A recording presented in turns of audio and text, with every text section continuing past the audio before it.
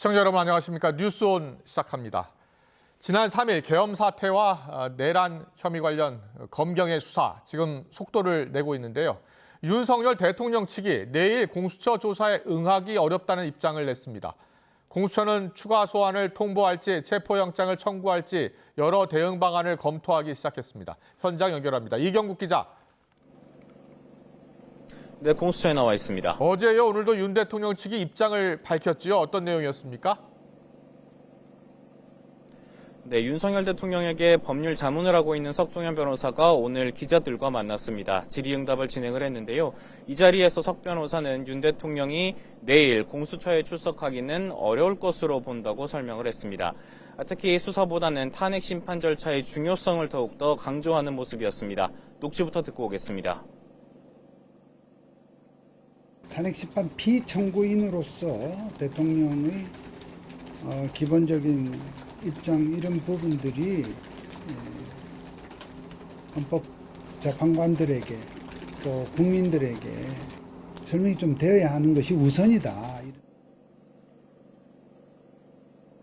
네, 다만 탄핵 심판 결론이 나온 뒤에 수사에 참여하겠다는 건 아니라면서 때가 되면 수사 절차에도 응하겠다고 덧붙였습니다. 내일로 예정됐던 윤 대통령 조사가 불발될 것으로 보이는데 공수처는 내부적으로 이후에 어떤 조처를 할지에 대한 검토를 진행하고 있습니다. 추가 소환을 통보하거나 체포영장 청구, 구속영장 청구 등이 방안으로 논의되고 있는데요. 오동훈 공수처장은 오늘 국회 법제사법위원회에 나와서 윤 대통령이 내일 출석해 주길 바란다고 말했습니다. 이어서 긴급하고 엄중한 사안임을 고려해서 이후 대응 방안을 결정하겠다고도 설명했습니다. 각 기관의 비상계엄 사건 수사도 계속 진행이 되고 있죠? 네, 맞습니다. 공수처는 오늘 오후 2시부터 문상호 정보사령관을 추가로 불러서 조사하고 있습니다. 민간인 신분인 노상원 전 정보사령관과 계엄을 모의한 배경, 그리고 계엄 이후에 별도 조직인 수사 2단을 꾸리려고 했던 배경 등을 추궁하고 있는 것으로 전해집니다. 이와 함께 검찰은 오는 28일 구속기한 만료를 앞둔 김용현 전 국방부 장관에 대한 소환 조사를 진행합니다. 핵심 피의자인데다가 조만간 재판에 넘겨질 것으로 예상이 되는 만큼 혐의 다지기에 주력하고 있는 것으로 보입니다. 김 전 장관 측은 기소 전에 기자회견을 통해서 구체적인 입장을 밝힌다는 계획입니다. 이와 함께 검찰은 구속 상태로 송치된 김봉식 서울경찰청장도 소환 조사한다는 계획입니다. 지금까지 공수처에서 전해드렸습니다. 이른바 햄버거 회동을 주도하면서 비상계엄을 사전 모의한 혐의를 받고 있는 노상원 전 정보사령관이 검찰에 구속 송치됐습니다. 경찰 특별수사단은 이 회동의 참석자들을 모두 피의자로 입건했습니다. 취재기자 연결해 알아보겠습니다. 임혜진 기자. 네, 경찰청 국가수사본부입니다. 비상계엄 비선 실세로 지목을 받고 있죠. 노상원 전 사령관 오늘 검찰로 송치됐다고요? 네, 노상원 전 정보사령관은 오늘 아침 내란 실행과 직권남용 혐의로 검찰에 구속 송치됐습니다. 노 전 사령관은 수첩 내용을 누구와 논의했는지, 또 윤 대통령과 직접 비상계엄에 대해서 논의했는지 등을 묻는 취재진 질문에 아무런 답하지 않고 소송 차량에 올랐습니다. 노 전 사령관은 지난 1일과 3일 두 차례에 걸쳐 경기 안산 햄버거 가게에서 비상계엄을 사전 모의한 혐의를 받고 있습니다.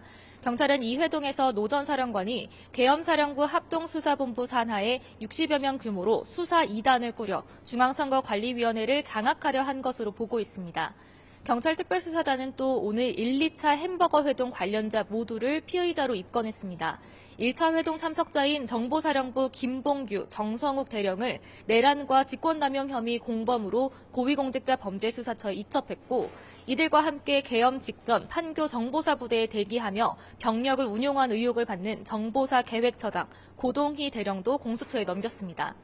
경찰 특수단은 계엄 당일에 있었던 2차 회동에 참석하고 수사 2단의 단장과 부단장을 맡을 예정이었던 93회 육군 제2기감 여단장과 방정환 국방부 혁신기획관도 피의자로 입건하고 소환 통보했습니다. 또 참고인 신분이던 방첩사령부 정성우 1처장이 경찰 출석을 거듭 거부하자 오늘 피의자로 전환하고 소환을 통보했다고 밝혔습니다. 네, 노 전 사령관 수첩 내용이 일부 공개되면서 파장이 커지고 있는데요. 계엄 사태 전모가 조금씩 드러나고 있습니다. 주요 내용 정리해 주시죠. 네, 경찰은 지난 15일 노 전 사령관이 운영하던 경기 안산 점집을 압수수색해 60여 쪽 분량의 자필 수첩을 확보했습니다. 경찰은 이 수첩에 국회 봉쇄라는 표현과 함께 정치인과 언론인, 종교인, 노동조합, 판사 등이 수거 대상이라고 적혀 있었고 일부는 실명도 적혀 있었다고 밝혔습니다. 경찰은 수거를 체포 의미로 해석했는데 이들에 대한 수용 및 처리 방법까지 언급됐다고 설명했습니다. 또 사살이라는 표현도 있었던 것으로 확인됐는데요. 우종수 국가수사본부장은 어제 국회에서 수첩에 사살이라는 표현도 담겼느냐는 질문에 사실에 부합한다고 답했습니다.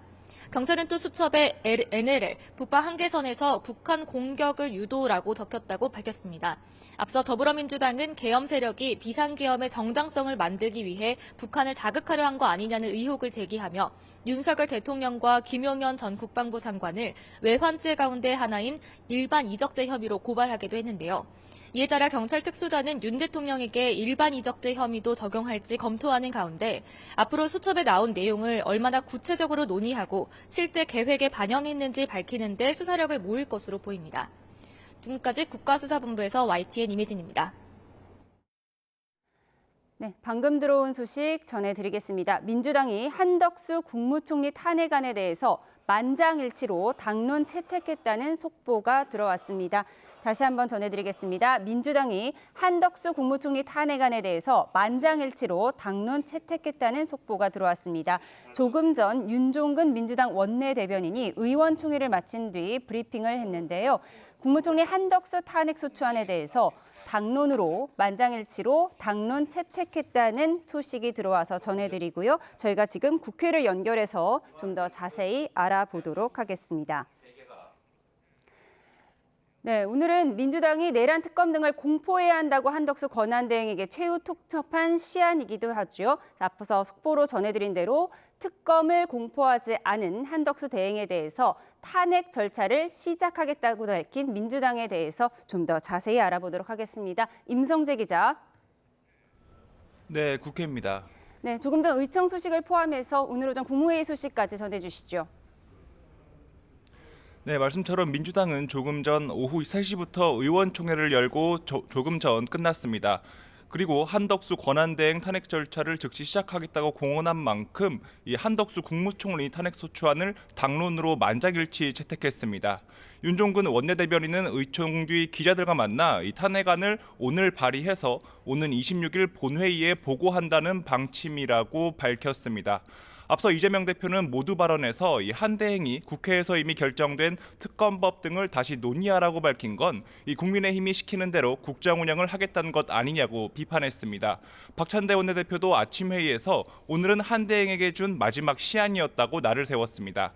특히 한대행이 여야가 토론하고 협상하라고 발언한 것을 두고 내란 수사가 어떻게 타협의 대상이 될 수 있느냐고 반문했습니다.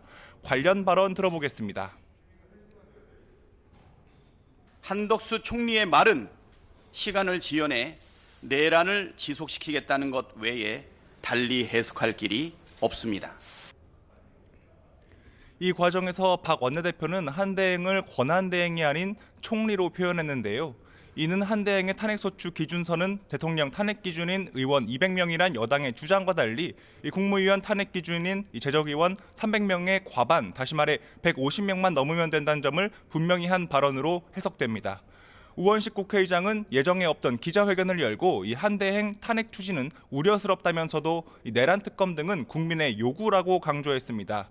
국정 불안의 중심에 한대행이 있어 유감스럽단 말도 남겼는데 이 탄핵 절차 본격화 전 결단을 촉구하는 차원이었단 해석도 나옵니다. 관련 발언 들어보겠습니다.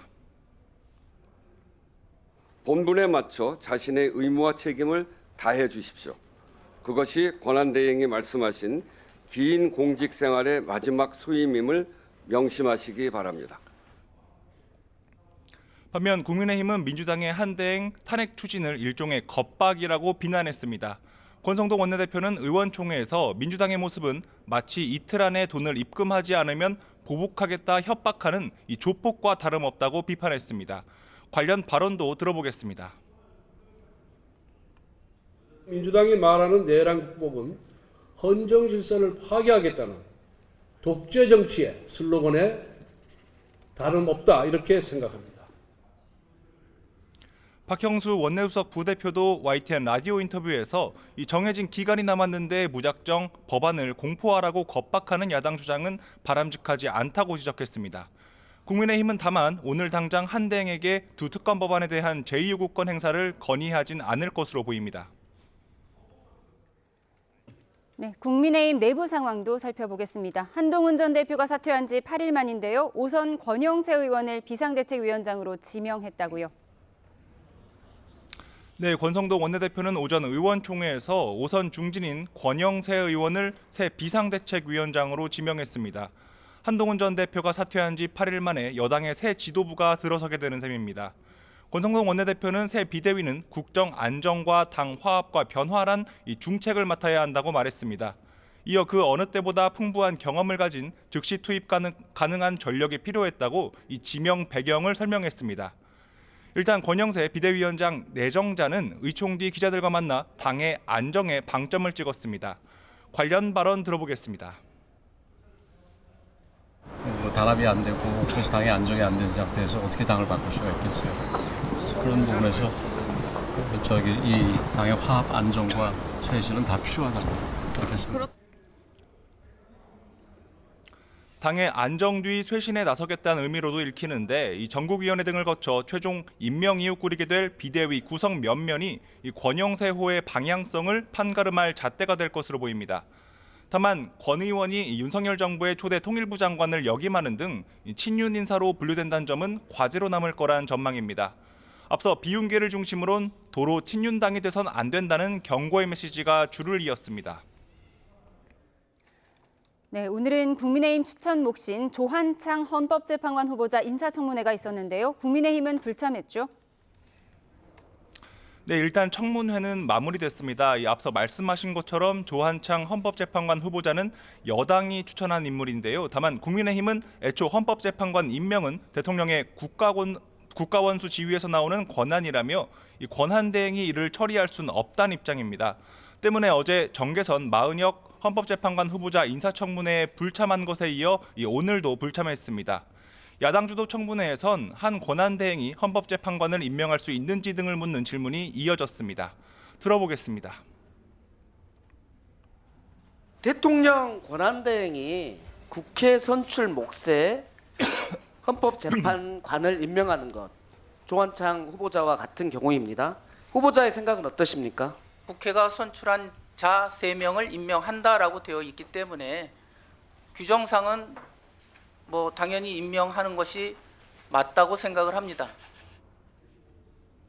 조 후보자는 또 윤 대통령이 계엄 명분으로 삼은 이른바 부정선거 의혹에는 동의하지 않는다며 여러 사건을 통해 근거가 없는 것으로 드러났다고 답했습니다.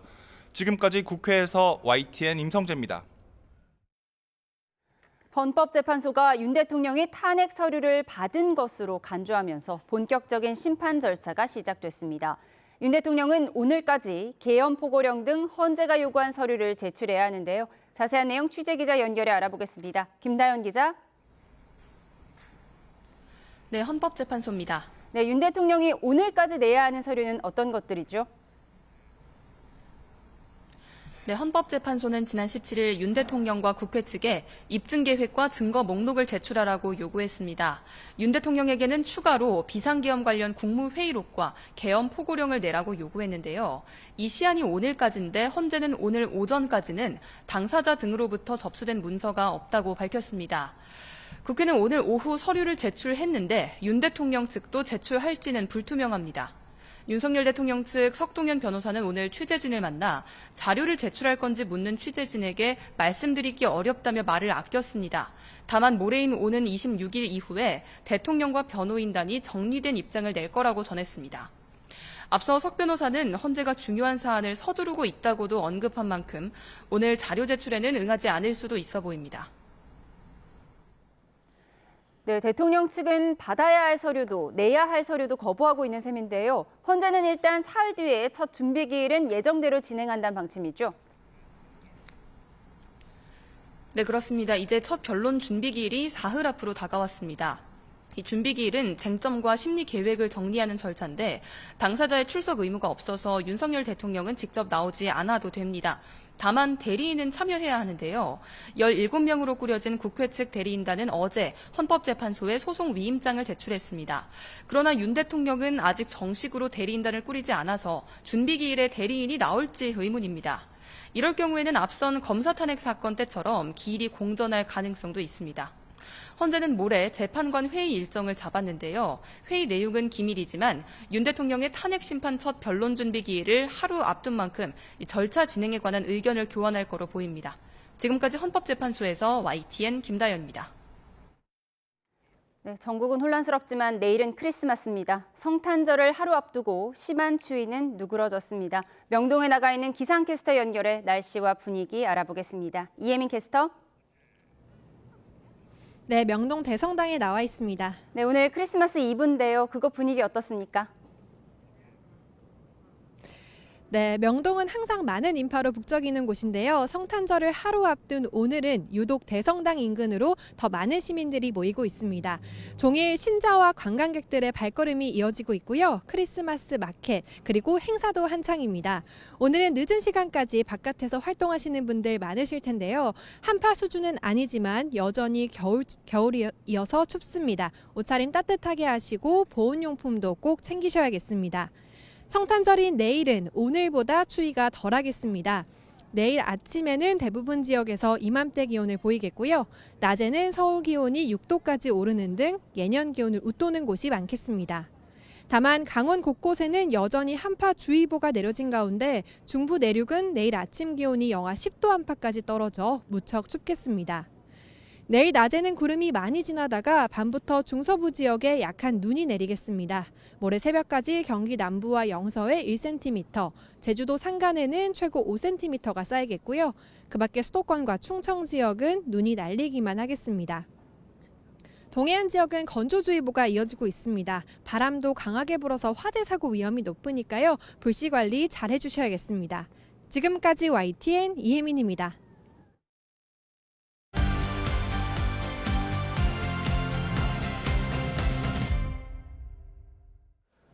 네, 오늘까지 특검 공포하지 않으면 즉각 탄핵 소추에 나서겠다고 경고했지요. 더불어민주당 조금 전 당론으로 한덕수 권한대행에 대한 탄핵 절차에 들어가기로 했습니다. 여기에 윤석열 대통령은 공처 소환을 사실상 거부하고 있고요. 여야 대치정국은 더 혼돈 속으로 빠져들고 있는 것 같습니다. 정치의 겉과 속 들여다보는 정치원 시작하겠습니다. 오늘은 김성태 전 국민의힘 원내대표, 우상호 전 민주당 의원과 함께하겠습니다. 어서 오십시오. 예, 안녕하세요. 안녕하세요. 네. 계엄 사태가 발생한 지 3주가 이제 지나고 있습니다. 그런데 이 수사는 속도를 내고 있는데요. 지금 윤석열 대통령은 일단 수사에는 적극적으로 임하기보다 탄핵 소추, 탄핵 심판에 더 집중했다는 뜻을 계속 밝히고 있는 상황입니다. 이런 가운데 민주당이 한덕수 대통령 권한 대행에게 최후 통첩 시한을 오늘까지 정했고요. 오늘까지 특검법 공포하지 않으면 탄핵 절차 들어가기로 했고 조금 전 결정을 했습니다. 오늘 아침 여야 원내대표 목소리 듣고요. 바로 대담 이어가겠습니다. 한덕수 총리는 오늘 국무회의에서 특검법을 공포하지 않겠다는 뜻을 분명히 했습니다. 특검 추진과 임명을 두고 여야가 타협안을 토론하고 협상하는 것부터 시작해야 한다고 말하는데 내란 수사가 어떻게 타협의 대상이 될 수 있습니까? 한덕수 총리의 말은 시간을 지연해 내란을 지속시키겠다는 것 외에 달리 해석할 길이 없습니다. 민주당은 내란 대행 한덕수 총리에 대한 탄핵 절차를 바로 개시하겠습니다. 탄핵안을 발의하겠다고 공언을 했습니다. 자기들의 요구를 들어주지 않으면 탄핵을 하겠다는 협박입니다. 마치 이틀 안에 돈을 입금시키지 않으면 보복하겠다고 협박하는 조폭과 다름없는 형태입니다. 민주당은 입만 열면 내란 국법을 주장합니다. 하지만 지금 민주당이 말하는 내란 국법은 헌정 질서를 파괴하겠다는 독재 정치의 슬로건에 다름없다 이렇게 생각합니다. 민주당이 권한대행을 이토록 압박하는 이유는 이재명 대표의 사법 리스크가 더 커지기 전에, 본격화되기 이전에 조기 대선을 실시하겠다는 목적입니다. 네, 방금 들어온 소식부터 이야기해 드리겠습니다. 한덕수 권한대행 민주당이요 당론으로 이제 탄핵을 추진하기로 조금 전에 결정을 했어요. 네. 그러면 곧 본회의를 열어서 탄핵소추 표결에 들어가겠네요. 그렇죠. 예. 그러니까 지금 민주당이 정했던 탄핵의 기준이 있었지 않습니까? 예. 그러니까 정책에 대한 거부권을 행사하는 것까지는 부적절하다고 비판을 하되 네. 탄핵의 사유는 아니라고 봤는데 이 내란 특검을 거부하는 경우에는 이 내란 사태에 대한 진상 규명과 책임자 처벌을 방해하는 행위로 규정할 수밖에 없다. 예. 그리고 본인이 또 사실상 이 내란 사건의 피의자로 좀 입건되어서 조사를 받고 있는데 네. 결과적으로는 자기에 대한 진상 규명, 자기에 대한 조사도 막는 행위이기 때문에 이것은 그 자리에 있는 것이 부적절하다고 판단해서 예. 탄핵 절차에 이르게 된 것이고요. 예. 특히 이분이 이 문제에 대해서 여야가 논의를 해라 이렇게 떠넘긴 것은 예. 이것이 이제 민주당을 분노하게 한 것이죠. 아. 그게 내란 특검 같은 것이 어떻게 여야의 협상 대상이 되겠습니까? 예. 더군다나 헌법재판관 임명까지도 여야가 합의해라. 이미 여야가 합의한 거거든요. 예. 그러니까 그거는 우원식 의장이 그래서 바로 나와서 긴급 기자회견을 했지 조금 않습니까? 전 입장을 밝혔죠. 그게 예. 추경호 원내대표와 박찬대 원내대표가 이미 이 계엄령 사건 이전에 합의한 내용이거든요. 예. 그러니까 이제 합의한 내용을 그냥 진행하면 될 문제인데 다시 재차 여야 합의를 하라고 한덕수 대행이 넘긴 예. 것은 부적절하다는 것이 민주당의 판단이고 네. 이제 내린 결론은 이렇게 하시는 걸 보니 시간을 끌어서 예. 진실 규명을 막겠다는 의도로 최소한 거기에 참여하지 않겠다고 하는 기회주의적인 태도로 보여서 예. 탄핵이 불가피하다 이렇게 당론으로 결정했습니다. 그렇군요. 김성태 전 대표께서는 어떻게 네. 보셨어요? 지금 상황을? 뭐 대단히 참 집권당 국민의힘의 입장에서는 예. 국민들에게 별로 할 말이 없죠. 지금 현재.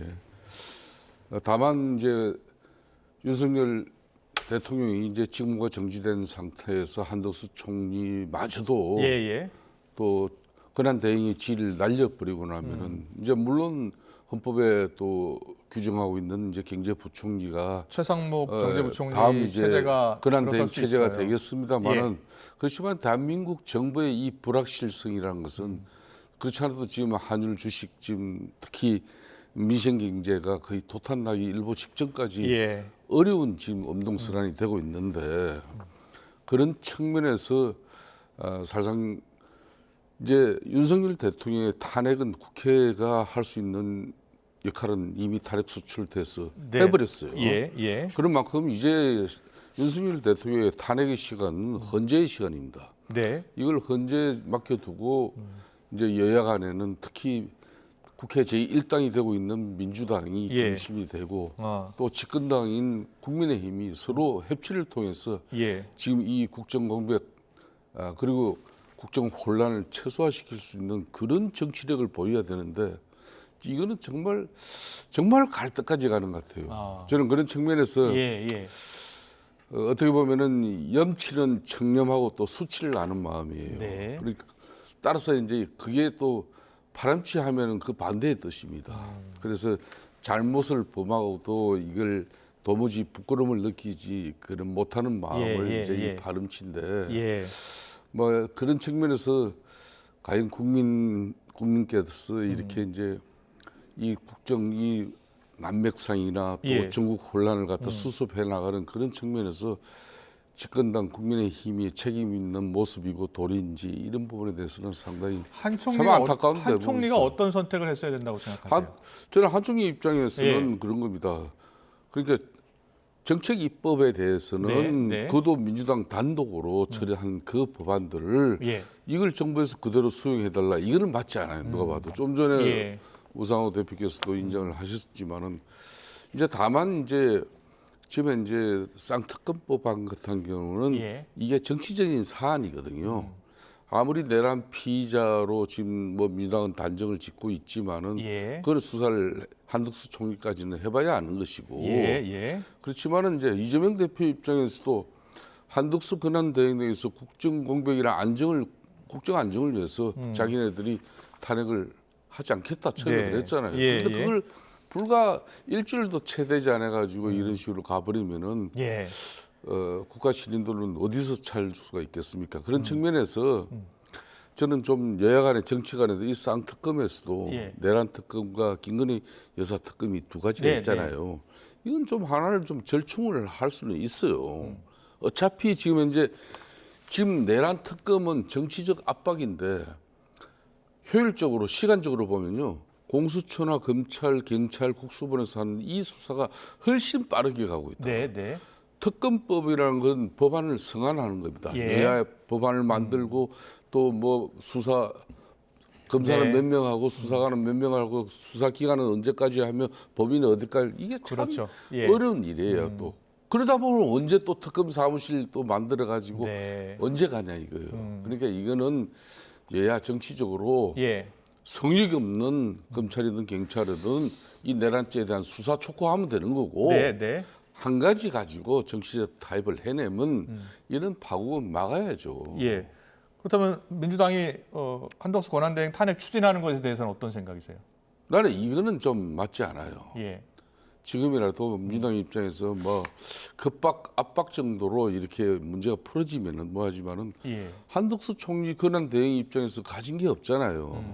그러니까 지금은 국회 170석을 가지고 있는 거대 입법 권력 민주당이 예. 대한민국 국정을 더 생각해야 되는 거지. 지금 윤석열 대통령이 직무 정지돼 있는 마당에 네. 이 한덕수 총리 권한대행이 무슨 힘을 가지고 정치적으로 민주당을 대응할 수 있겠습니까? 이건 네. 아니거든요. 아니, 그냥 근데 배려해 주십시오. 제가 얘기 좀 이런 해주세요. 겁니다. 예. 지금 이런 거예요. 헌법재판관 임명을 지연시키거나 여야가 다시 상의했으면 좋겠다라고 넘기는 건 예. 다시 말씀드리면 헌법재판관이 지금 헌법재판소가 6명인데 네. 그 6명으로 심의하도록 방조하는 것이죠. 예. 그거는 뭐냐면 그 중에 한 명이라도 반대 의견을 얘기하면 기각될 수 있다고 하는 예. 그런 판단을 깔고 있다고 보는 거예요. 네, 네. 그러니까 국회 추천 몫을 권한대행이 임명하는 것은 예. 그건 당연한 것이다라고 이미 예. 이것을 유권 해석할 수 있는 유일한 기관이 헌법재판소입니다. 네. 헌법재판소 사무처장이 이거는 임명할 수 있다라고 이미 유권 해석을 해줬어요. 예. 그러면 해야 되는 거예요. 우리나라 예를 들면 이런 거예요. 여당 야당은 견해가 달라 싸울 수 있어요. 예. 이 문제에 대한 헌법적 해석은 헌법재판소가 하는 겁니다. 네. 헌법재판소가 유권 해석을 해줬으면 권한대행이 그건 자기 권한 박해요. 유권 해석 받아서 그냥 임명하면 되는데 예. 이걸 지연시키려고 여야 의정협의체에다 넘겼잖아요. 예. 아, 탄핵을 막으려고 하는구나. 이렇게 보는 겁니다. 예. 이거는 용서하기가 좀 어렵죠. 두 번째, 내란 특검 좀 보십시오. 박근혜 대통령 시절의 그 게이트 때는 네. 박근혜 대통령이 탄핵되기 이전에 현역 대통령이 시절에 특검을 했어요. 예. 시작을. 그렇죠. 그 지금 국민의힘은요. 예. 그때보다 훨씬 후퇴한 거예요. 현직 대통령이 살아 계시고 권좌에 있는데도 특검을 시작했단 말이에요. 예. 그리고 특검 임명을 박근혜 대통령이 임명했어요. 자기 박영수 특검을 했죠. 그렇죠. 자기 예. 수사할 특검을. 지금은 완전히 무정부 상태로 가는 거 아닙니까? 예. 아무것도 못하게 결정 예. 못하게 하는 거 아니에요. 그래서 예. 제가 볼 때 아니 이렇게 계엄같이 어마어마한 일이 생겼는데 한덕수 대행과 국민의힘이 진상규명도 막아, 예. 책임자 처벌도 막아, 탄핵 절차도 헌법재판관 임명을 미뤄서 헌법재판소에서 제대로 재판이 안 진행되게 해. 이건 용서하기 어렵습니다. 예. 저는 이것은 일반적인 뭐 국정 안정의 문제를 넘어선 문제라고. 자, 그렇다면 결국은 한덕수 권한대행 이르면 28일 날 이제 표결에 들어갈 거 아니에요? 그러니까 전 지금이라도 예. 한덕수 권한대행이 입장을 바꿔서 예. 이 문제를 받아들이겠다라고 얘기를 해주셔야 예. 이런 불행한 일이 그런 압박도 되는 거군요. 진행되지 않을 수 있다고 보고. 예. 근데 저는 그 한덕수 대행이 좀 상당히 감정적으로 대응하고 있다고 봐요. 예. 지금 감정적으로 대응하시면 안 돼요. 저분 욱하면 좀 약간 엇나갈 때가 있거든요. 아, 그래요? 근데 예, 지금 예. 제가 볼 땐 물론 저는 박찬대 원내대표가 24일로 나를 시간을 지정해서 압박한 게 잘했냐 예. 하는 문제에 대해서는 공포할지 또 제2호권을 행사할지는 31일, 1일까지 결정하는 1일까지. 거였죠. 아니 예. 그러니까 24일까지 저 입장을 밝혀라라고 압박한 것이 잘했는지에 대한 평가는 나중에 따로 해볼 수가 있겠지만 예. 그렇다고 또 화를 내고 버럭해서 오늘 바로 예를 들면 거부하겠다 국무회의에서 국무회에 상정하지 않았죠. 상정하지 예. 않는 게 거부죠 사실. 예. 그러니까 예를 들면 저는 그런 측면에서 본다면 아니면 이건 1월 1일 언제 상정하겠다고 얘기를 해주든가 그럼 네, 그렇지 네. 않습니까? 아. 더 의견을 수렴해서 다음 국무회의에 상정하겠다고 했으면 예. 민주당이 참았을 겁니다. 기다렸을 텐데 뭐라고 얘기했냐면 여야정 협의체로 넘겼잖아요. 맞습니다. 그러면 그건 예. 안 하겠다는 소리죠. 자, 최상무 경제부총리 체제로 갈 수밖에 없는 상황이에요. 만약에 입장을 번복하지 않는다면요. 예. 그러면은 최상무 경제부총리 체제가 바로 들어가면 또 최붕료 부총리가 행사를 할 거 아니에요. 권한대행이 돼서. 자, 그래서 이게 예. 이제 탄핵 심판 네. 현재의 시간으로 얼마나 정치가 슬기롭고 지혜롭게 예. 이 대한민국의 위기 상황을 대처하는가, 이게 전 세계가 지켜보고 있는 거예요. 그런 측면에서 저는 민주당 이재명 대표나 또 절대 의석을 가지고 있는 민주당 측면에서 너무 마음이 조급해요. 다급하고. 예. 지금 이미 윤석열 대통령은 피할 수 없는 내란 혐의를 가지고 이미 수사기관으로부터 수사를 받고 있어요. 네. 지금 총리 권한 대행하는 분도 한덕수 총리 권한 대행도 국회에서 답변해. 예. 윤석열 대통령 12.3 비상계엄 선포는 잘못된 것이라고 인정하고 전 국민 의원들과 함께 국민들께 사죄했잖아요. 예. 그런 마당이면 너무 조급하게 하지 말고 예. 지금은 오로지 이 혼란 전국을 갖다 안정시킬 수 있는 그런 제1야당 알겠습니다. 절대 의석을 가지고 과연 이런 행위를 하는 게 지금 바람직한지 그걸 봐야 되는 거죠. 예. 우상호 전 대표가 지금이라도 한덕수 대행이 그 특검 수용 의지를 밝힌다면은 또 탄핵 그러니까 이런 겁니다. 추진이 중단될 수 있다. 그러니까 이야기하고 결론은 있어요. 민주당의 목적은요. 이 내란 특검법은 실효성이 훨씬 떨어지는 걸 알아요. 근데 본질은 이제 말한 헌재 재판관 국회 목 3명 출석 모습을 한덕수 대통령 권한 대행 이분이 이걸 이제 공포하라는 이야기예요. 수용하고 뭐 그렇게 이런 부분은 이제 사실상 원내 사령탑들 간에 협상을 붙여가지고 아까 말한 쌍끌이 특검에서 쌍특검에서 하나 정도는 이거는 뭐 사실상 내란 특검 별 의미가 없어요. 제가 볼 때는 이미 잘 가고 있기 때문에 알겠습니다. 이 정치력을 발휘하면 이 문제 수습하고 파국을 또 행하는 그런 그림을 전 세계 애신 언론을 통해서 우리가 정보가 안 보여줄 수 있는 건데. 알겠습니다. 과연 한 권한대행이 또 어떤 입장을 추가로 밝힐지가 이제 주목이 되고요.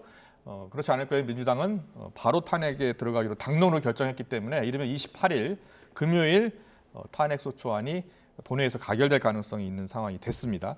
이런 건데 민주당 일각에서는요. 한덕수 대행 탄핵을 넘어서 국무위원 5명 무더기 탄핵 이야기가 나오는데 국무위원 5명 무더기 탄핵이 되면 그 바로 공포가 돼야 되는 거예요? 잘 모르겠어요. 아니 그냥 해본 소리예요. 어떻게 지금 이 상황에서 국무위원 5명을 탄핵합니까? 민주당이 그렇게 나갈 리는 없고. 그러니까 특히 그 당직을 맡으신 분들이 어디 이런저런 유튜브 가서 너무 이렇게 아이디어 차원에서 지금은 함부로 말할 때가 아니에요. 그러니까 그분은 이제 지금 상황이 너무 엄중하니까 계속 방해하면 결국 거기까지 갈 수도 있다. 이제 라는 얘기를 한 거 아니겠어요? 근데 사실 지금 민주당도 지금 국정을 안정시키고 경제 위기를 극복하는 데에 협력하고 함께 해야 될 의무가 있어요. 그래서 제가 볼 때는 국민을 불안하게 할 수 있는 그러니까 극단적인 상황을 상정해서 발언하는 것은 국무위원 5명을 더 탄핵하면 국무회의가 안건을 의결하지 못하니까 지금 올라가 있는 법안들은 자동 발효될. 그러니까 저게 아니 그렇게 딴 되면 사람이 한 그러니까 이야기도 그거는 아니에요. 제가 볼 때 그런 얘기를 개인 의견이고 적어도 민주당에서 그런 걸 검토할 리도 없고 그렇지 않겠습니까? 그러면 법안은 그렇게 될지 몰라도 국가는 어떻게 되는 거예요? 그럼 해당 장관들이 다 사라지면 누가 책임을 지고 이 위기의 정책 결정을 합니까? 그래서 저는 우리 당에 있는 노정면 원내 대변인이 한 소리인데 아이디어 차원이다라고 말하긴 했어요. 그렇지 않습니까? 이거는 노정면 이 대변인이 박찬대 민주당 원내대표의 원내 대변인 직을 가지고 있는 사람이에요. 그 발언을 또 어디서 했는가 하면은 김어준 방송에 가서 했습니다. 그렇게 해서 이게 이제 국무회의가 안 돌아가면은 법안이 국회에서 민주당이 선택한 그 법안들을 자동 발효시킬 수 있다는 그 국회법 그 내용을 지금 이야기한 거예요. 문제는 이 내용이 지금 우상호 대표처럼 저렇게 합리적인 당에서는 공식 입장이 아니다라고 분명히 선을 공식 입장이 아니라니까. 저런 입장을 유지하면 좋은데 아직까지 노정면 그 대변인은 저 입장을 그대로 유지하고 있어요. 아니, 대략 김남국 의원이라든지 예. 몇몇 그 가까운 의원들은 그 분위기를 계속 그대로 살리고 있다는 거죠. 예. 저는 그런 식의 지금 현재 이 과연 무정부 상태로 만들어 버리는 게 지금 현재 윤석열 내란죄의 이 탄핵 소추의 종착역이 아니잖아요. 예. 알겠습니다. 다음 이슈로 넘어가겠습니다. 예. 탄핵 정국을 수습할 국민의힘 비대위원장에 5선의 권영세 의원이 지명이 됐어요. 한동훈 전 대표가 사퇴한 지 8일 만인데 권 의원은 오늘 이런 이야기했습니다. 듣고 오겠습니다. 사실 당이 안정이 되지 않은 상태에서는 쇄신이 이루어질 수가 없어요. 가장 중요한 부분이 당의 단합인데 단합이 안 되고 그래서 당이 안정이 안 된 상태에서 어떻게 당을 바꿀 수가 있겠어요. 비대위원 구성에 있어서도 그런 기조가 좀 이어질까요? 예를 들면 다양한 친한계도 등용한다거나 이런 고민을 해야죠. 고민을 해봅시다. 지금 5일 지명받았으니까. 조기 대선 준비위 성격이라는 거에는 공감하세요? 거기에 대해서 생각 안 하고 있어요. 안정이 되지 않으면 쇄신이 이루어질 수 없다. 권영세 비대위원장. 자, 어떻게 보셨어요? 지금 이제 12.3 비상계엄 선포 이후에 예. 이제 당의 대처 방식에 대해서 많은 언론이나 또 국민들, 특히 우리 보수 정당을 지지하는 그런 많은 당원들도 예. 우리 당이 이게 너무 극우 정당화가 되고 있는 거 아니냐. 뭐 사람 개개인이든 조직이든 단체든 정당이든 큰 실수와 오판을 할 수 있는 건데 예.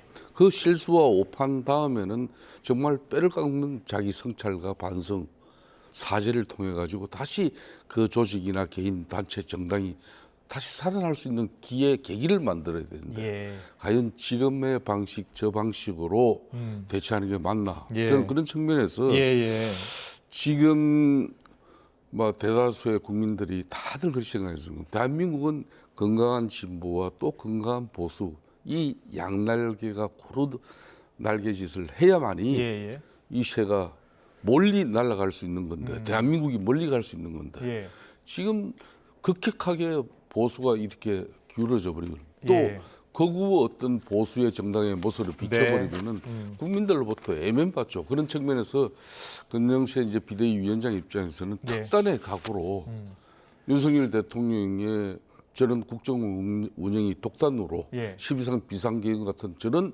뭐 극단적인 정책을 방법을 수단을 선택한 부분에 대해서 그동안 대통령 측근 옆에서 호가호위하면서 뭐 저렇게 대통령이 일방적으로 흘러갈 수밖에 없는 그런 스텝 참모들의 역할이 있었다면 그거부터 저는 바로 잡아야 된다고 보고 있습니다. 권영세 이제 비대위원장 이제 물론 지명자입니다. 정국위원회의 마지막 이제 승인만 거치면 되는데요. 권영세 비대위원장이 친윤계잖아요. 예. 아니 그러니까 저분이야 뭐 능력도 있고 경험도 많고 뭐 성격도 되게 온화한 편이라 뭐 사람에 대한 평을 하기 좀 그렇습니다만 지금 시기에 비대위원장의 컨셉이냐? 저는 국민의힘이 좀 한가로워 보여요.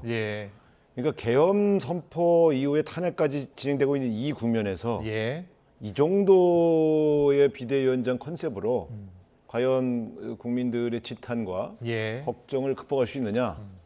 저는 저런 분을 모시고 왔나 할 정도의 분이 비대위원장을 맡아야 이 뭔가 정말 정신 차렸나 본데 이렇게 생각하지. 그저 그 내부에서 어디 뻔한 분을 다시 그냥 지명한다고 그러면 저는 기대는 없을 거라고 보고요. 지금 사실은 뼈를 깎는 쇄신이 필요한 거 아니겠습니까? 그러니까 안정을 먼저 강조하신 걸 보고 아니 지금 이게 지금 안정을 강조할 때인가? 제가 볼 때는 그런 측면에서 보면 조금 컨셉을 잘못 가지고 가는 것 같다. 한가로워 보인다. 이런 느낌입니다. 앞으로 그럼 지금 이 탄핵 정국 수습 일단 당의 이제 대표가 된 거 아니에요? 비대위원장이 됐으니까 어떻게 이끌어 나가야 된다고 보세요?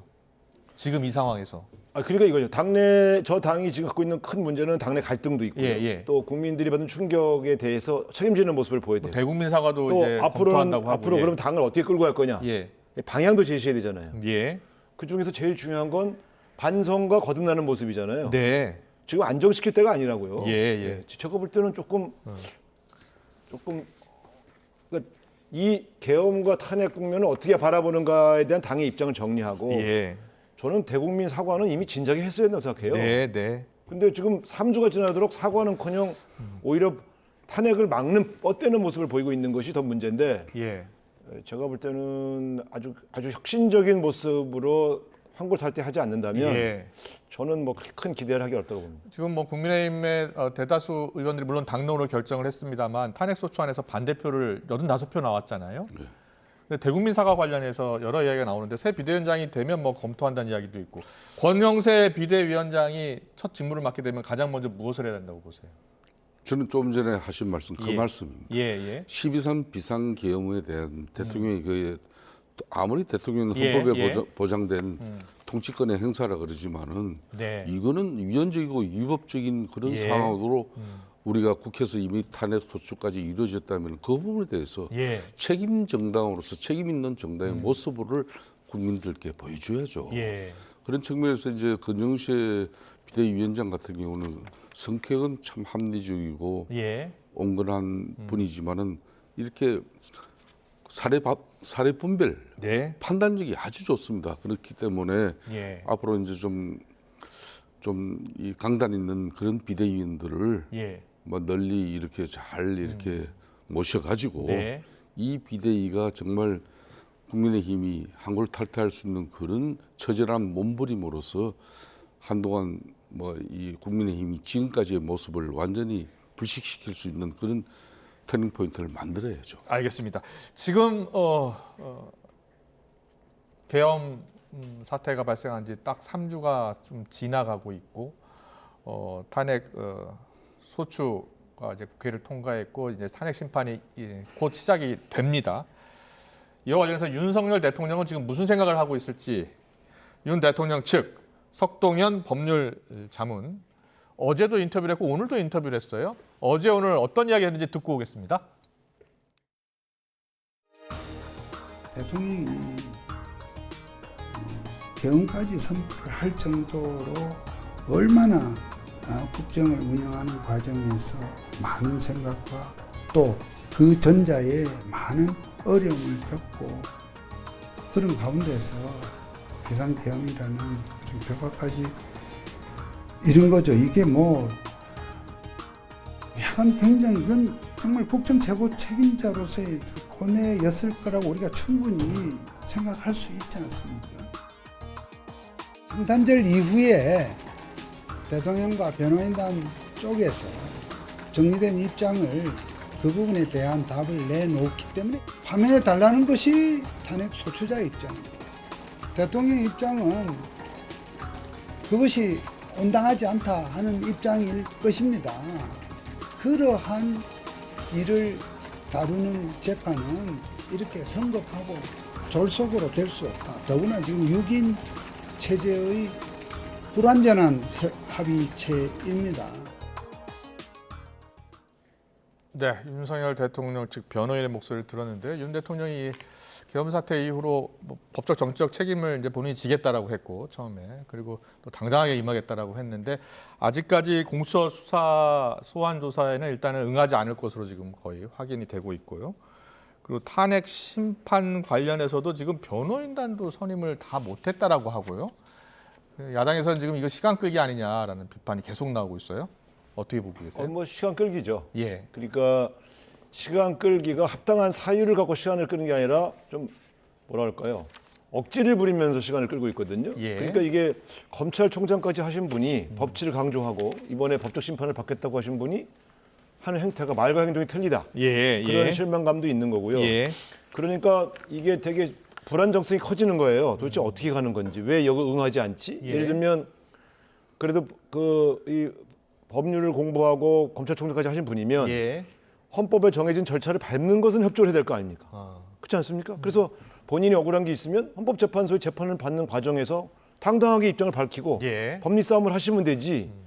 아니 세상에 뻔히 관저 있는 거를 3천만 국민이 다 아는데 서류를 송달을 안 받아요? 탄핵 관련 서류를 안 받았죠. 이게 그동안? 지금 뭐 하는 짓입니까? 그러니까 일반 국민이 그러면요. 겁나서 그렇게 못 해요. 그러니까 제가 볼 때 지금 이 대하는 이 문제를 대하는 태도에서 국민들의 감정을 건드리고 있다 이렇게 보는 것이죠. 그래서 제가 볼 때는 이제 헌법과 법률이 정한 절차를 좀 당당하게 응해서 본인의 입장을 거기 가서 설파하는 거 누가 막습니까? 그런데 이제는 너무 정략적으로 접근하는 모습들이 보이고요. 네.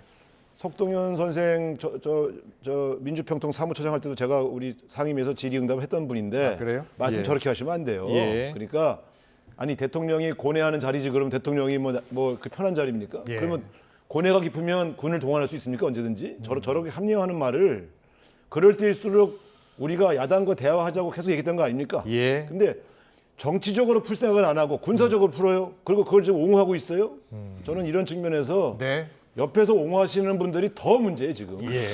자, 석동현 장군이 내일 이제 공수처 출석하기 어렵다 이렇게 이야기하고 탄핵 심판 절차가 우선이다라고 생각한다는 거예요? 그렇게 이제 수사는 현재 심판 결과 이후에 해라. 예, 예. 그런 이제 내용이 저희 내포되어 있는 거죠. 네.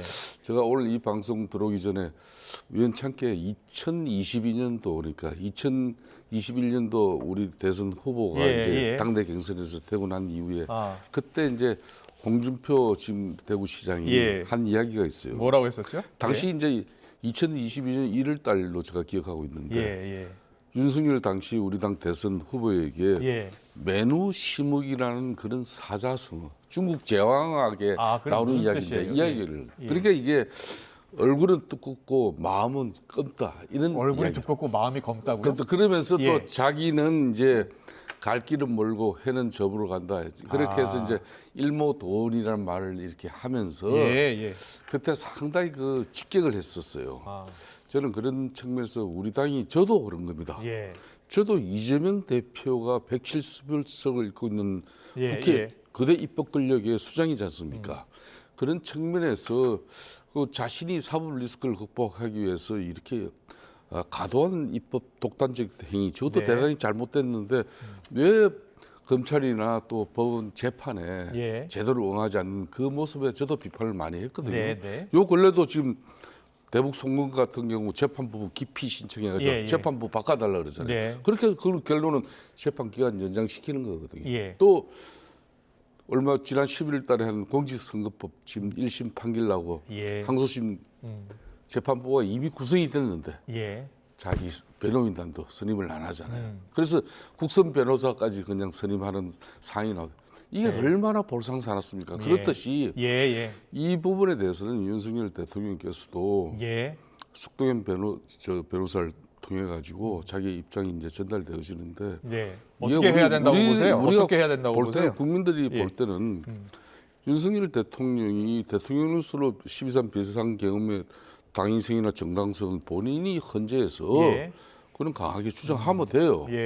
다만 이제 수사 지금 기관의 수사 협조라든지 또 지금 현재 본인이 헌재 심리가 지연될 수밖에 없는 그런 송달을 받지 않아 가지고 이걸 다시 헌재 위원들 전원이 송달로 간주하는 이런 모양들이 정말 국민들에게 볼상사납게 보이거든요. 이런 거 하지 말아야죠. 그래야 국민의힘이 당당하게 이재명 대표를 공격할 수 있고 이재명 대표의 사법 리스크를 극복하기 위한 국회의 수단이 저렇게 남용되는 거 여기에 대해서 강력한 우리가 제재를 할 수 있는 거예요. 새 비대위 체제가 들어서면 거기에 대해서 목소리 내야 된다고 보세요? 뭐 이런 부분에 대해서 윤석열 대통령이 당당하게 본인 말처럼 본인이 법적 도의적 책임지겠다 했으면 알겠습니다. 그 길로 가져오는 게 맞죠. 그걸 우리 집권당이 그런 책임을 이 역할은 누가 해야 돼? 대통령이 지금 석동현 변호사 통해서 저런 모습 보이더라도 흔히 말하는 그 척한 그 헷갈리는 그런 친구들이 안 가고 뭐 어디든 자유롭게 들락거리면서 언제든지 대통령을 만날 수 있었던 그 사람들이 친윤계 의원들 중에 대통령님 대통령 지금 언제든지 만날 수 이렇게 있는 처신하면 맞지 사람들. 않습니다. 이렇게 이야기할 수 있는 그 용기가 진정한 용기고 또 진언이고 충원이 되는 거죠. 알겠습니다. 오늘 윤 대통령 관련해서는 공천 개입 의혹 수사하고 있는 검찰이 명태균 씨 휴대전화에서 녹취를 지금 확보한 것으로 전해지고 있어요. 보셨죠? 새로운 녹취.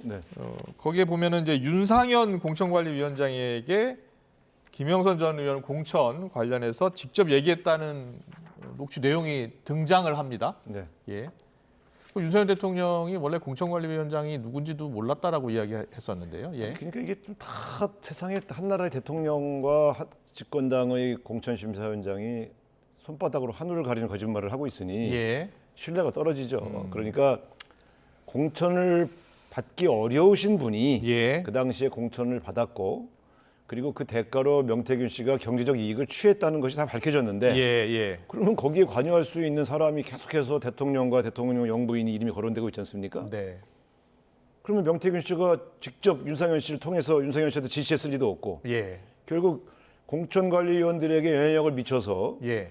공천받기 어려운 김영선 전 의원을 공천받게 했으면 그 유력한 사람이 대통령과 대통령 부인일 수밖에 없는 거고 예. 그러면 연락할 수 있는 사람은 당연히 그 위원장이지 누구겠어요. 그래서 저는 아니 이건 정치해본 사람들이면 다 알 수 있는 이 과정인데 네.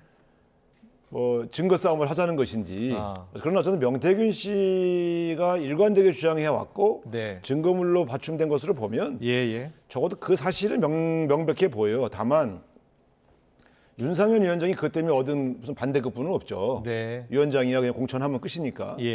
그리고 사실은 대통령과 대통령 부인도 대선 때 진 신세를 갚은 거겠죠. 근데 그 자체가 불법이거든요. 대통령의 정치 개입은.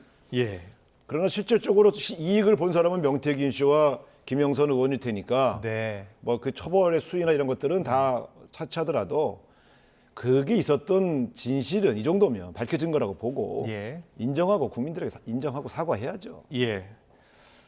윤상현 당시 공천관리위원장은 계속 부인을 하고 있는데 저는 그때 이제 우리 당에서 그때 김영선 전 의원을 공천하기 과정까지는 창원 공천할 때요.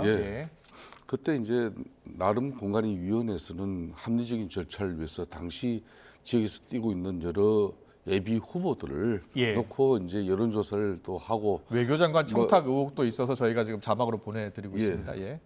그런 말씀하세요. 일이 있었지 않습니까? 그래서 그때 김영삼 전 의원 같은 경우 그 여론조사에서도 경쟁률이 3등이었거든요. 그럼 왜 이런 사람이 이제 우리 공관위에서 김영선으로 공천을 갈 수밖에 없었는지 그 내용을 이제 좀 자세하게 또 관련 자료를 제시하면서 납득이 될 수 있는 그런 해명을 해주면 좋겠다는 그런 생각이 들어요. 알겠습니다. 마지막 질문으로 이재명 대표 공직선거법 위반 지금 2심 앞두고 있잖아요. 근데 변호사 선임이 안 돼서 지금 뭐 국선 변호사 임명해야 될 수 있는 상황이 온 것 같아요. 그건 아니고 이런 겁니다. 어떤 상황이에요? 1심에서 예상을 깨고 아주 중형이 내려진 이후에 징역 1년에 집행유예 2년이요? 민주당에서는 이건 1심에 변호사들이 문제 있는 거 아니냐.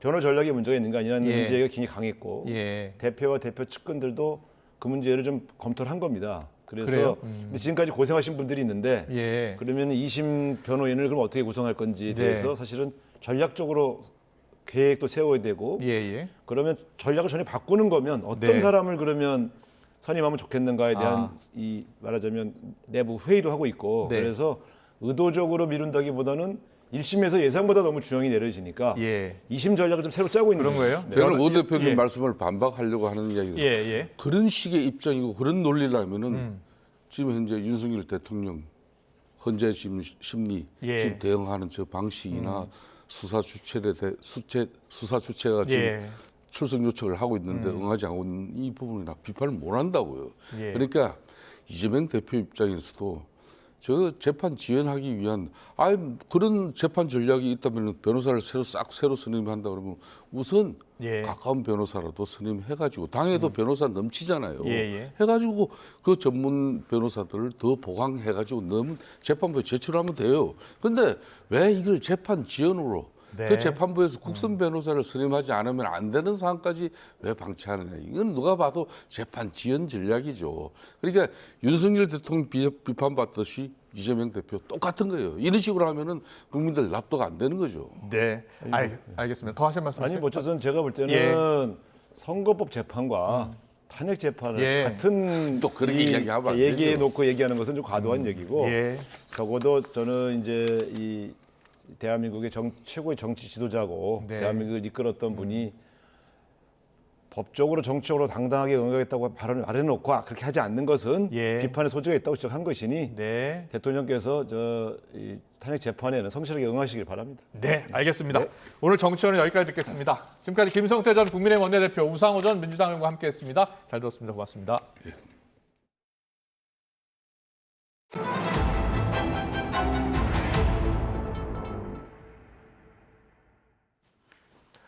이른바 햄버거 회동을 주도하면서 비상계엄을 사전 모의한 혐의를 받고 있는 노상원 전 정보사령관 구속 상태로 검찰에 넘겨졌습니다. 경찰 특별수사단은 또 이 회동의 참석자들을 모두 피의자로 입건했습니다. 취재기자 연결해 알아보겠습니다. 임혜진 기자. 네, 경찰청 국가수사본부입니다. 비상계엄 비선 실세로 지목된 노상원 전 사령관이요. 오늘 검찰로 송치된 거죠? 네, 그렇습니다. 오늘 아침 노상원 전 정보사령관이 내란 실행과 직권남용 혐의로 검찰에 구속 송치됐습니다. 노 전 사령관은 수첩 내용을 누구와 상의했는지, 윤 대통령과 직접 비상계엄에 대해서 논의했는지 등을 묻는 취재진 질문에 아무런 답하지 않고 호송차에 올랐습니다. 노 전 사령관은 지난 1일과 3일 두 차례에 걸쳐 경기 안산 햄버거 가게에서 비상계엄을 사전 모의한 혐의를 받고 있는데요. 경찰은 이 회동에서 노 전 사령관이 계엄사령부 합동수사본부 산하의 비공식 조직인 수사 2단을 꾸려 중앙선거관리위원회를 장악하려 한 것으로 보고 있습니다. 경찰 특별수사단은 또 오늘 1, 2차 햄버거 회동 관련자 모두를 피의자로 입건했습니다. 1차 회동에 참석한 정보사령부 김봉규 정성욱 대령을 문상호 정보사령관의 공범 혐의로 고위공직자 범죄수사처에 이첩했고, 이들과 함께 계엄 직전 판교 정보사 부대에 대기하며 병력을 운용한 의혹을 받는 정보사 계획처장 고동희 대령도 공수처에 넘겼습니다. 경찰 특수단은 계엄 당일에 있었던 2차 회동 참석자이자 수사 2단의 단장과 부단장을 맡을 예정이었던 93의 육군 제2기갑 여단장과 방정환 국방부 혁신기획관도 피의자로 입건하고 소환 통보했습니다. 또 참고인 신분이던 방첩사령부 정성우 1처장이 경찰 출석을 거듭 거부하자 오늘 피의자로 전환하고 소환을 통보했다고 밝혔습니다. 네, 노 전 사령관 수첩 내용이 공개되면서 파장이 커지고 있는데요. 지금 계엄 사태 전모가 조금씩 드러나고 있는 것 같습니다. 어떤 내용들이 주로 담겼습니까? 네, 경찰은 지난 15일 노 전 사령관이 운영했던 경기 안산 점집을 압수수색해 60여 쪽 분량의 자필 수첩을 확보했습니다. 경찰은 이 수첩에 국회 봉쇄라는 표현과 함께 정치인과 언론인, 종교인, 노동조합, 판사 등이 수거 대상이라고 써 있었고, 일부는 실명도 적혀 있었다고 밝혔습니다. 경찰은 수거를 체포 의미로 해석했다며 이들에 대한 수용 및 처리 방법까지 수첩에 언급됐다고 설명했습니다. 또 사살이라는 표현도 있었던 것으로 확인됐는데요. 우종수 국가수사본부장은 어제 국회에서 수첩에 사살이라는 표현도 담겼느냐는 질문에 사실에 부합한다고 답했습니다. 경찰은 수첩에 NLL 북방 한계선에서 북한 공격을 유도라는 문구도 있었다고 밝혔는데요. 앞서 더불어민주당은 계엄 세력이 비상계엄의 정당성을 만들기 위해 북한을 자극하려 했다는 의혹을 제기하며 윤석열 대통령과 김용현 전 국방부 장관을 외환죄 중 하나인 일반 이적죄 혐의로 고발하기도 했습니다. 이에 따라 경찰 특수단은 윤 대통령에게 기존 내란 혐의에 더해 일반 이적죄 혐의를 적용할지도 검토하고 있습니다. 앞으로 수첩에 나온 내용을 얼마나 구체적으로 논의하고 실제 계획에 반영했는지 밝히는 데 수사력을 모을 것으로 보입니다. 지금까지 경찰청 국가수사본부에서 YTN 임혜진입니다. 윤석열 대통령 측이 내일 고위공직자 범죄수사처의 소환에 응하기 어렵다고 밝힌 가운데 공수처는 체포영장 청구 방침 등은 결정된 게 없다고 밝혔습니다. 오동훈 공수처장은 오늘 국회 법제사법위원회에서 민주당 박균택 의원의 관련 질문에 윤 대통령이 공수처에 출석하는 시간을 꼭 내주길 기대한다면서 이같이 말했습니다. 오 처장은 또 이어진 질문에는 정해진 방침은 없지만 긴급하고 엄중한 사안인 걸 고려해 이후 절차를 진행할 거라고 강조했습니다. 공수처는 윤 대통령에게 내일 오전 10시에 출석해 조사받으라는 두 번째 출석 요구서를 보냈지만 수취 거절 등의 이유로 송달되지 않았습니다. 내란 혐의로 구속돼 검찰에 넘겨진 조지호 경찰청장이 지병 악화를 이유로 구속 집행 정지를 요청했습니다. 조 청장은 지난 19일 검찰에 병원 치료를 받을 수 있도록 구속 집행을 정지해달라고 요청했습니다. 조 청장은 혈액암을 앓고 있는데 최근 합병증에 겹쳐 병세가 나빠진 것으로 알려졌습니다. 이에 대해 검찰은 제출된 신청서를 검토하고 있다고 밝혔습니다. 네, 관련 수사 속보를 좀 더 자세히 알아보겠습니다. 윤석열 대통령 측 오늘 이런 입장을 밝혔죠. 내일 공수처 조사에 응하기 어렵다라는 입장입니다. 네, 헌법재판소가 윤 대통령이 탄핵 서류를 받은 것으로 간주하면서 본격적인 심판 절차가 시작됐지만 대통령 측은 헌재가 오늘까지 내라고 요구한 서류도 제출하지 않고 있습니다.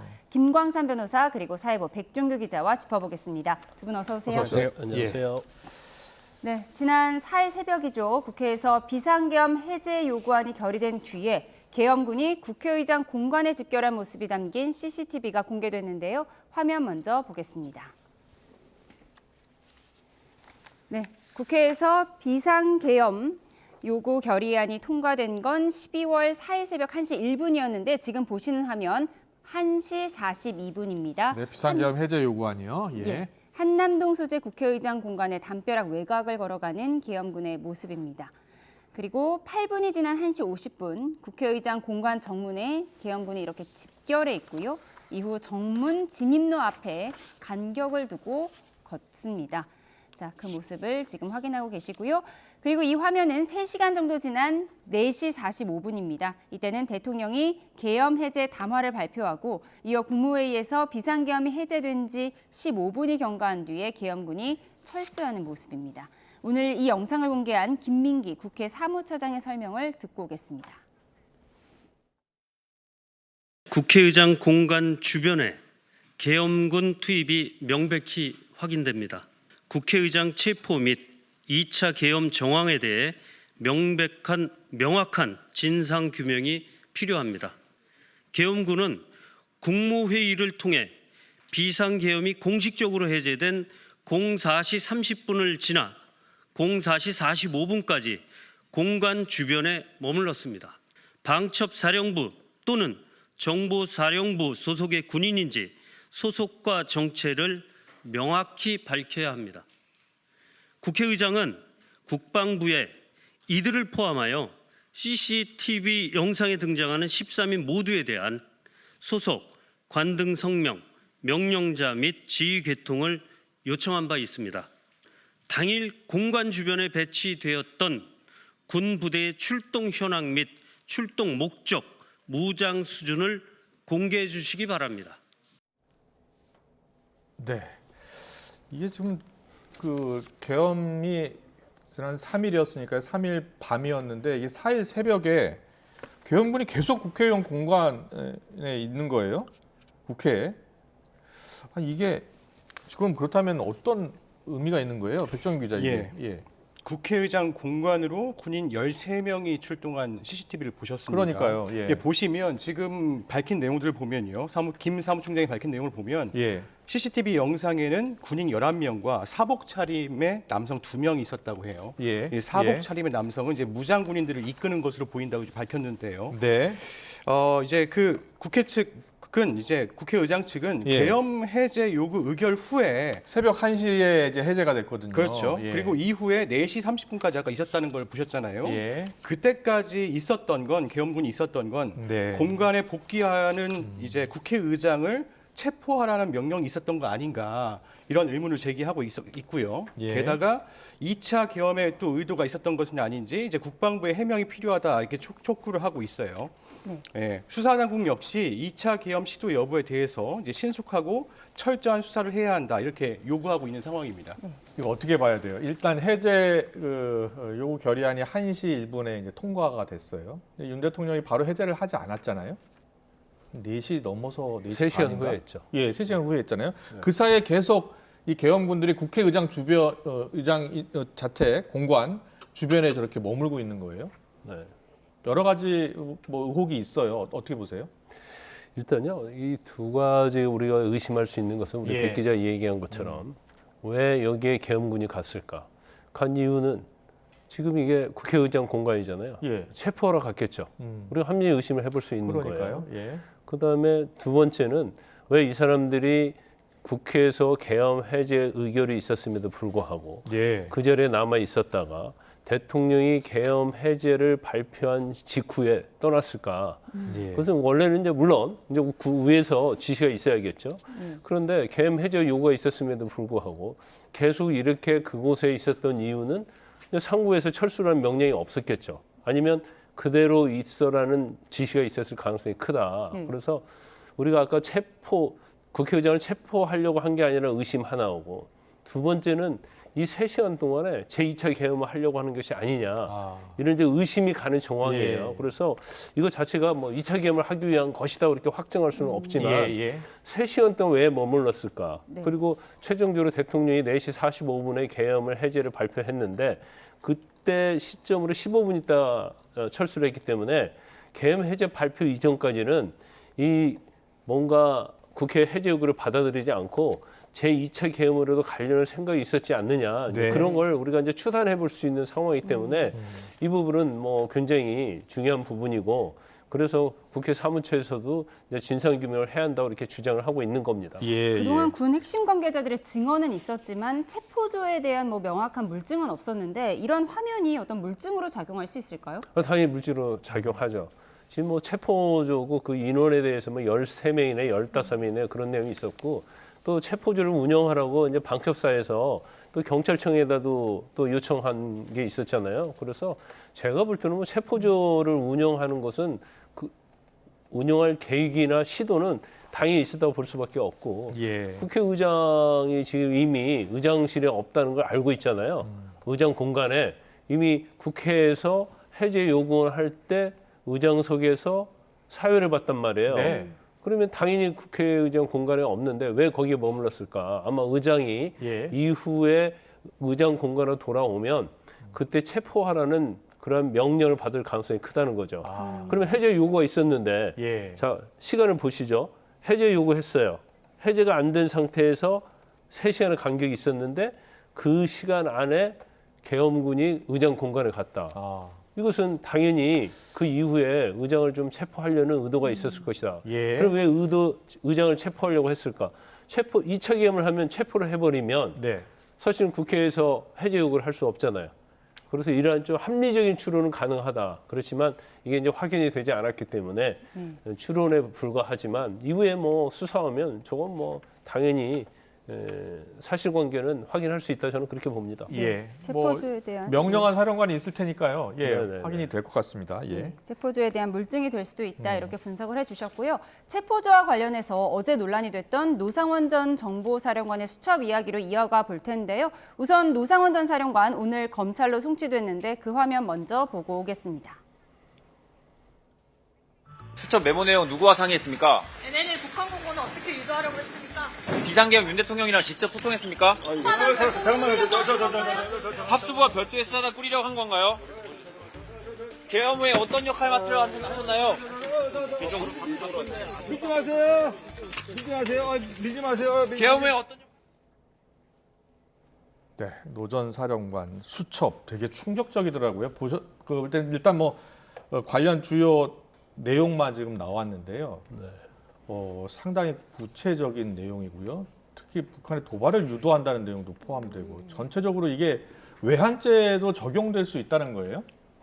일단 이제 수첩의 어떤 내용의 신빙성 이걸 저희가 이제 봐야겠죠. 그런데 우리가 메모의 60에서 한 70장 정도 된다는 거 아닙니까? 손바닥만 수첩이라는데 우리가 이제 메모 자체는 뭔가 회의를 할 때 메모를 하죠. 아니면 물론 자기 개인적 생각을 거기에다가 적을 수도 있어요. 근데 이 내용 자체가 이제 계엄과 관련된 모의된 부분, 그다음에 뭐 어떤 수거랄지 국지전과 관련된 부분, 그다음에 뭐 사살이라는 용어가 있었느냐 없었느냐에 대해서 뭐 논란은 있지만 뭐 거의 뭐 국가수사본부장이 있는 걸로 기억한다고 하니까 있는 걸 전제로 한다고 한다면 이 메모 자체는 아마 김용현 전 국방부 장관이랄지 계엄에 모의한 사람끼리 회의를 하면서 작성될 가능성이 굉장히 크다, 이렇게 봅니다. 그렇군요. 그래서 이게 실질적으로 이루어졌는지 뭐 그런 건 봐야겠지만 거기에 보면 뭐 정치인들 수거 대상 이것이 이전에 나왔던 이제 체포조 이거와 좀 관련이 있는 거잖아요. 더구나 이제 사살이라는 것도 사실은 지금 그 정보사령부에서 ACID라는 요원이 있단 말이에요. 이 사람들은 주로 이제 암살, 아니 뭐 김정은 참수 이런 거 하는 사람들 아닙니까? 그래서 전 정보사령관이고 또 문상호 현 정보사령관이 만나가지고 이제 모의를 했다는 것이 언론 보도에 나오고 있는 건데 이러면 제가 볼 때는 그 메모 자체가 그냥 혼자 작성된 건 아닐 것이다. 그리고 이제까지 나온 여러 가지 정황을 보면 상당히 메모 자체는 이제 신빙성이 있다고 봐요. 그래서 이게 이제 시행이 어느 정도까지 어느 단계까지 됐는가는 이제 수사를 통해서 밝혀야 되겠지만 그렇군요. 뭐 내용으로 보면 아주 경악할 만한 내용이죠. 네. 그러나 대통령 측에서는 아무래도 노 전 사령관 개인의 생각을 적은 것이다 이렇게 주장할 가능성이 크잖아요. 그렇죠. 이런 경우에 수사기관에서 그 연결고리를 찾으려면 어느 부분에 집중해야 하나요? 일단 뭐 중요한 것은 이제 메모가 작성된 시기를 봐야겠죠. 그래서 그 시점에 김용인 전 장관을 만났는지 또 뭐 현 사령관 문상호를 만났는지 또 개헌과 관련된 뭐 기갑부대장들이 있잖아요. 그래서 실제로 이것을 시행할 수 있는 사람과 상의를 했는지 여부가 굉장히 중요한 부분이 될 거예요. 그래서 일단은 뭐 노상원 씨가 어떻게 얘기하는지가 달라질 거고 또 아마 지금 저희들은 모르고 있지만 검찰의 경찰서 수사한 내용 중에서 이와 관련된 내용이 상당히 많이 있을 겁니다. 근데 경찰이나 검찰에서 이제 외부로 이것을 사실은 공개할 수는 없죠. 그래서 저 메모의 내용의 어떤 신빙성이랄지 모의 과정이랄지 이런 것들이 저 안에 상당히 많이 들어가 있을 가능성이 크기 때문에 일단 뭐 이 메모의 신빙성부터 찾아내는 게 수사기관의 역할이다 이렇게 봐요. 알겠습니다. 백종유 기자, 이 메모에 일단 날짜가 적혔는지 여부가 아직 확인이 안 된 거죠? 예, 그렇습니다. 일단 날짜 그리고 이 내용 수첩에 보면요, 어제 경찰이 밝힌 거 보니까 단어 하나 하나가 적혀 있었다고 했거든요. 그래서 단어 하나 하나가 이제 포괄적인 내용으로 이걸 볼 수 있느냐 이걸 고민한다고 어제 경찰이 밝혔거든요. 그렇다 보니까 단어 하나 하나가 이게 정말 비상계엄과 연관이 있느냐 없느냐 이걸 보고 있는 이제 단계인 거거든요. 그래요? 근데 경찰도 변호사님 말씀하셨지만 이 사살이라는 표현이 있었고 이 수첩 내용이 객관적인 물증으로 보고는 있지만 이게 진짜 실제 실행에 옮길 계획이었는지는 확인 안 됐다고 이야기를 했습니다. 그리고 이제 수첩의 표현대로 실제 행동이 있었는지도 아직 확인이 안 됐다고 했는데요. 그런데 이 수첩 자체만으로도 이제 비상계엄을 사전에 준비했다는 정황은 사실상 명확해진 것으로 사전 보입니다. 모의를 적용할 수 있다. 네, 그렇습니다. 이걸 이제 사실상 이 수첩 자체가 의미하는 바가 비상계엄을 사전에 준비했다는 정황이다. 이렇게 이 내용을 명확해졌다 이렇게 볼 수 있을 것 같습니다. 그리고 외환죄의 경우는 미수범도 처벌이 된다면서요. 외환죄 적용도 검토하고 있습니까? 일단요. 이제 그 수첩에 적힌 내용을 보면요. NLL에서 북의 공격을 유도한다 이런 표현이 있었어요. 그런데 경찰이 이제 노 전 사령관을 내란 실행 및 직권남용 혐의로만 이제 서울중앙지검에 구속 송치했거든요. 사실 김용현 전 장관과 윤석열 대통령의 외환죄 혐의는 수사를 하고 있어요. 그런데 노상원 전 정보사령관의 같은 경우에는 관련 정황이 있는지 그냥 살펴보는 정도 단계이거든요. 지금까지 따로 수사를 한 건 아니고요. 이 혐의를 입증할 만한 증거나 증언이 있으면 이 부분도 이제 수사하겠다는 이제 방침 정도인 겁니다. 검찰에 구속 송치하지 않았나요 오늘? 그죠? 네, 근데 혐의 자체는 이제 외환죄를 따로 적용하지 않았거든요. 그 외환죄가요 여러 가지 종류가 있어요. 외환죄의 내용에 뭐 적국과 통무한다랄지 아니면 모의를 일으켰는지 이런 것들이 있는데 그 중에서 이제 일반 이적죄에 해당이 되느냐 안 되느냐 이게 사실은 검토가 돼야 하는 내용인데 이적죄요. 그렇죠. 이적죄가 이제 형법 제 99조에 적군을 이롭게 한다는 뜻이잖아요. 그렇죠, 그렇죠. 일반 이적죄입니다. 그래서 여기에 내용 보면 뭐 적국의 군사상 이익을 이제 공유한 건 아니기 때문에 해당이 안 되고요. 대한민국 군사상 이익을 해했느냐. 근데 이것도 이제 군사상 이익을 해하는 것 자체는 일반적으로 대한민국 군이랄지 시스템에 해를 끼친 것이 일반 이적죄거든요. 그래서 이게 군사상 해를 끼친 것이 맞느냐 안 맞느냐에 대한 해석에 따라서 이게 죄가 될 수도 있고 안 될 수도 있는데 뭐 죄가 될 수 있다는 주장은 할 수 있지만 딱 떨어지진 않아요. 명확하게. 그래서 아마 경찰이나 검찰도 일반 이적죄 적용을 아직은 하고 있지 않다. 저는 뭐 그렇게 봅니다. 네. 그렇군요. 민간인 신분인 노상원 전 사령관의 수첩이 스모킹건이 될 것이냐 이 부분 짚어보고 있는데요.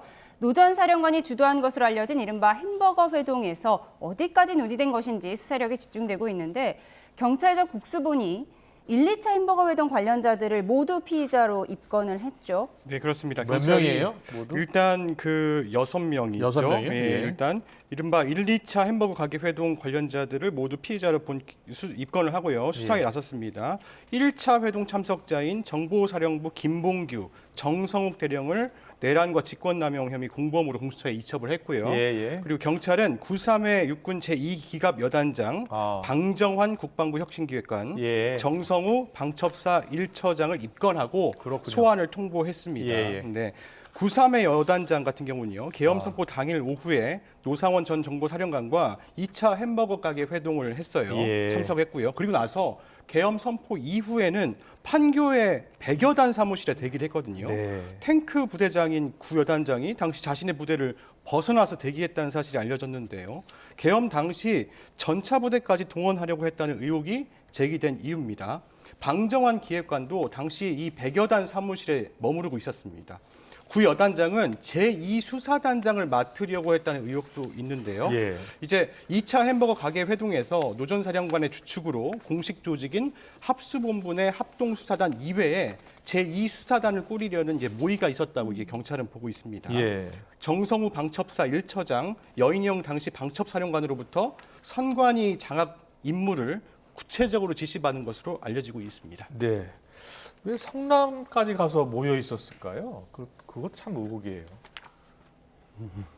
일단 뭐 그건 뭐 그렇게 예. 나타나는 게 없어서 잘 모르겠어요. 네. 모르는데 일단 뭐 햄버거 회동 자체가 이제 지금 계속적으로 나온 게 이제 무속과 관련 내용이 나오잖아요. 예. 노상원 씨 같은 경우에는 점집도 운영했다고 하고 또 어떤 뭐 보도에 의하면 뭐 12월 3일 날 디데이를 잡은 것도 노상원의 어떤 점괘에 의해서 한 것이다. 뭐 이런 것들은 사실 이제 확인되지는 않았지만 여러 가지 이제 뭐 천공이랄지 건진법사랄지 뭐 지리산도사 명태균 이런 얘기가 나오니까 이런 얘기가 나오는 거예요. 그런데 이제 무엇보다도 중요한 것은 이 노상원 씨가 이제 전 정부 사령관이잖아요. 네.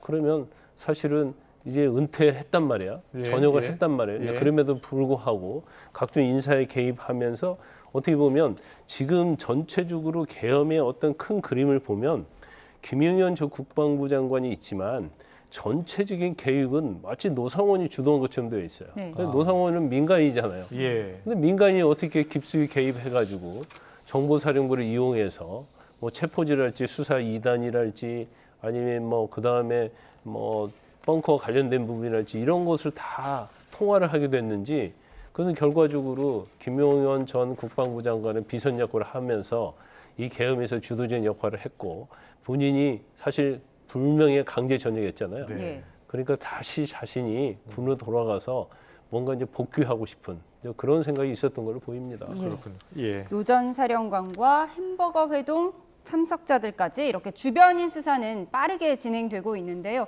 윤 대통령은 내일까지였던 공수처의 2차 출석 요구에도 어려울 것 같다고 답했습니다. 먼저 듣고 오겠습니다.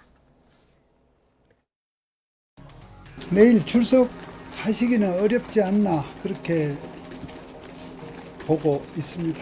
아직 여건이 안 되었다는 정도로 말씀을 드리겠습니다. 그 탄핵 심판 절차가 적어도 좀 가닥이 잡히고 어느 정도 대통령의 그러니까 탄핵 심판 피청구인으로서 대통령의 기본적인 입장 이런 부분들이 헌법 재판관들에게 또 국민들에게 좀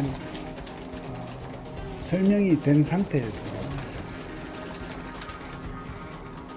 설명이 좀 되어야 하는 것이 우선이다. 네, 바로 백정규 기자한테 물어볼게요. 예. 내일 출석하지 않겠다는 거잖아요. 그렇죠. 예. 사실상 뭐 이 대통령이 출석하기는 어렵지 않겠냐. 사실 반문하면서 물어본 건데요. 예. 출석하지 않겠다는 입장으로 봐야 될 것 같습니다. 예. 그러면서 이제 석동현 변호사가 이렇게 말했어요. 여건이 마련돼야 한다. 이렇게 이야기를 했는데요. 네. 일단 국회가 탄핵 소추를 한 만큼 헌법재판소의 탄핵 심판 절차가 수사보다는 우선이다 이렇게 생각을 하는 것 같아요. 네.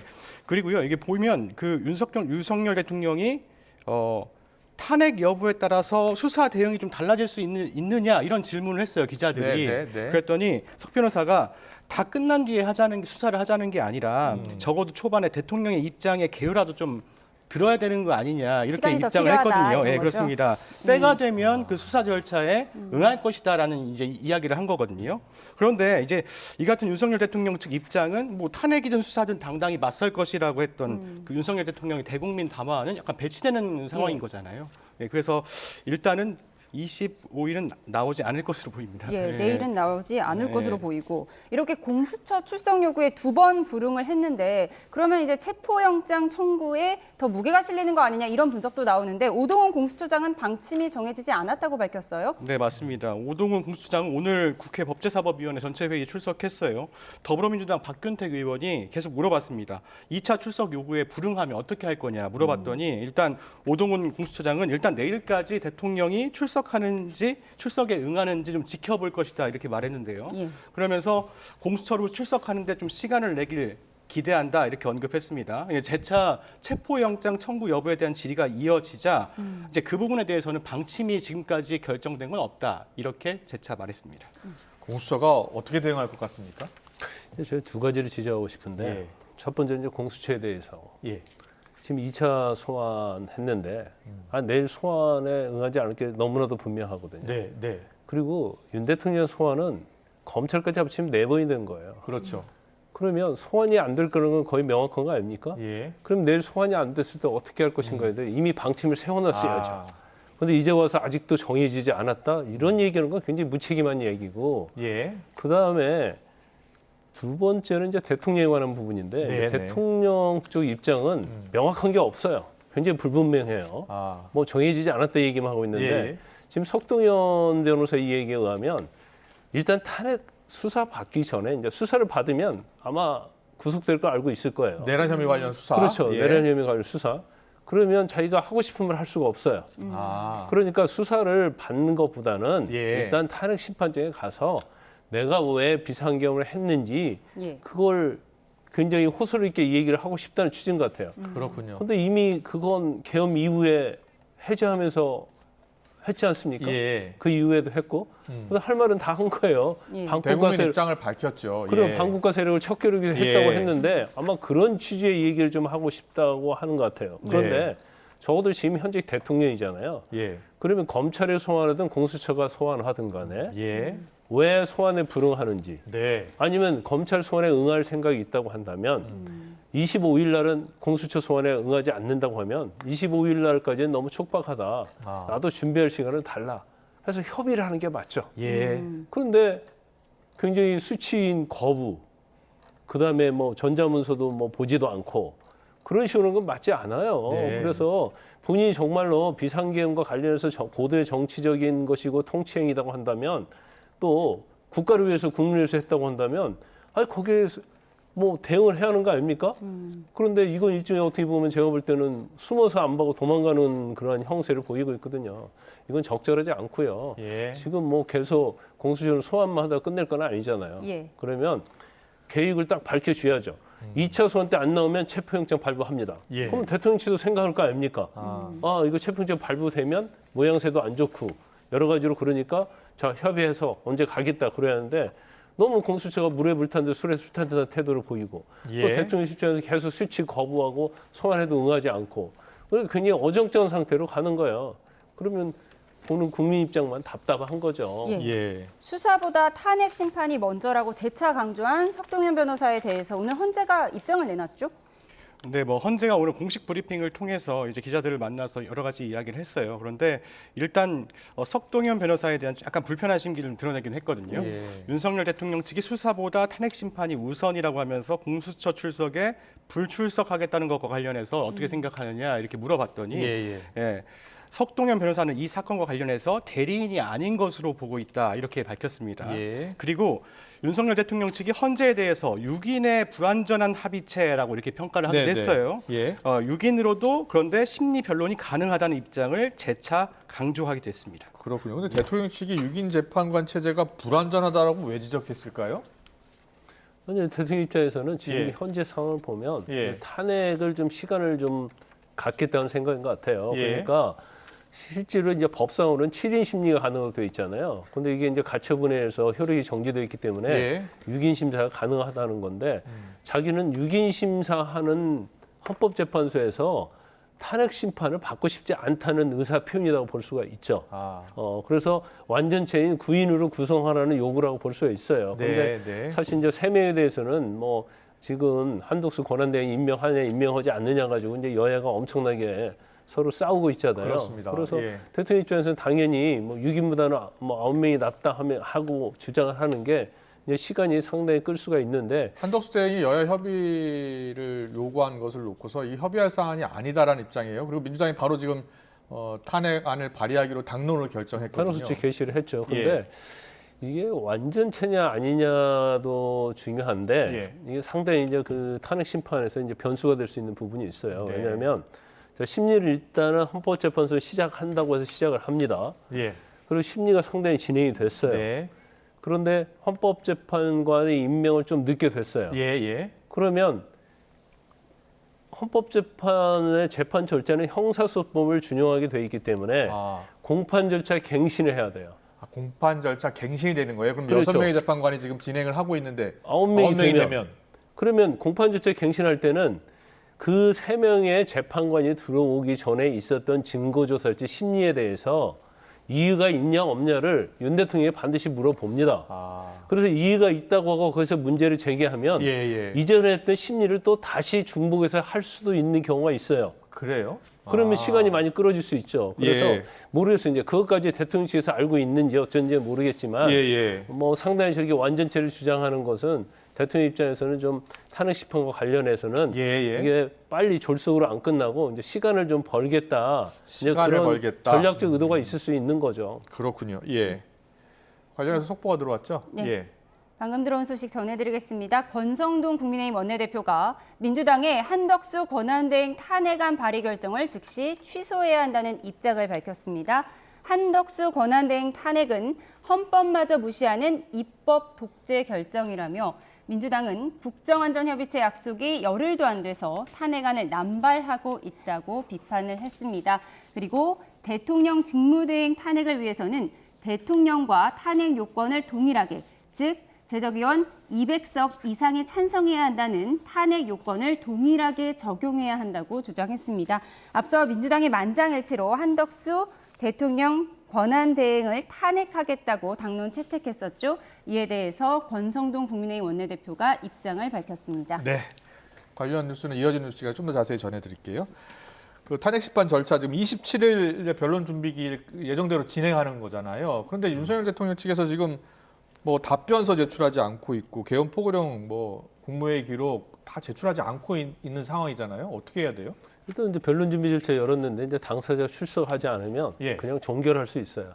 그럼 이제 본안 심리로 넘어가는 거거든요. 그런데 지금 뭐 탄핵 심판 청구서도 안 받고 있고 답변서도 안 낸 상태에서 그렇게 하기는 어려울 겁니다. 그러면 변론 준비기일을 한 번 더 속행해서 열 가능성이 크다 이렇게 볼 수가 있어요. 어차피 이제 시간은 늦어지겠죠. 그래서 그 시간을 이제 얼마 정도 잡을지 모르겠어요. 일주일 잡을지 아니면 뭐 2, 3일 잡을지는 모르겠지만 어쨌든 간에 지금 헌법재판소에서는 원래의 절차대로 대통령이 뭐 받든 안 받든 관련된 서류를 진행은 할 수는 있어요.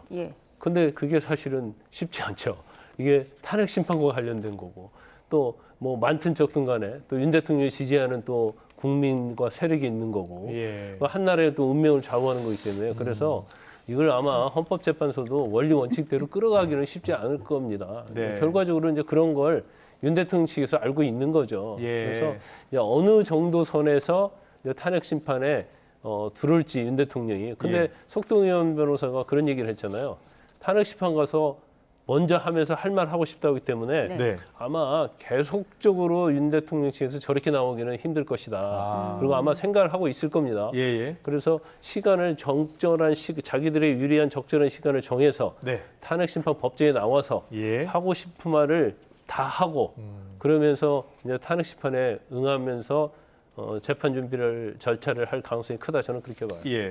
우리 김광석 변호사께는 변호사시니까요. 지금 이 변호인단 지금 구성하기가 어렵다라고 지금 대통령 측에서 주장하고 있잖아요. 실제로 그 변호인단 꾸리기가 어려운 상황입니까? 어려울 수가 있죠. 예. 일단 이제 변호사가 두 가지 방향으로 갈 거예요. 예. 첫 번째는 이제 헌법과 관련된 전문 변호사, 헌법 탄핵 심판과. 근데 예. 탄핵 심판과 관련된 전문 변호사는 없거든요. 예. 그러면 이제 헌법과 헌법재판소에 근무했던 예. 변호사랄지, 예. 이제 그래도 헌법에 좀 정통한 변호사가 네. 있어야 하는 거고.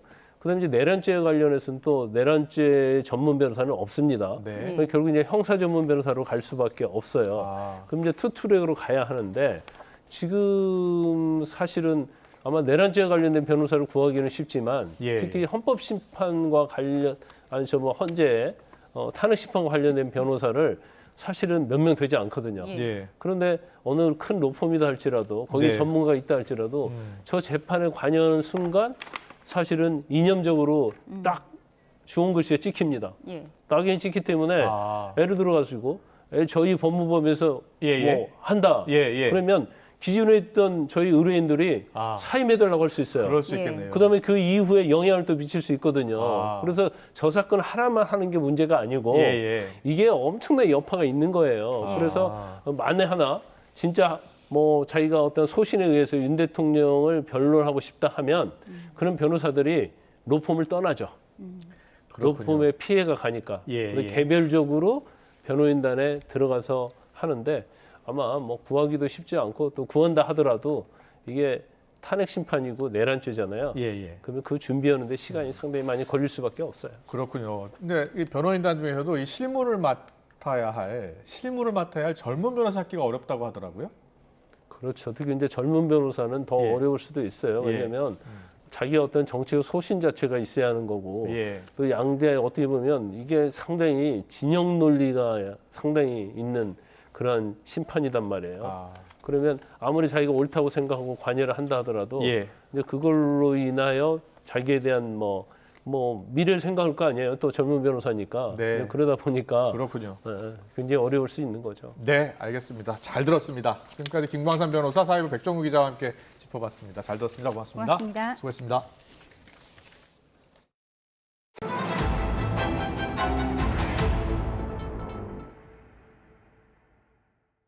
심각한 저출생과 지방 소멸을 극복하기 위해 YTN이 주관하는 패밀리 페스타가 경북 포항에서 열리고 있습니다.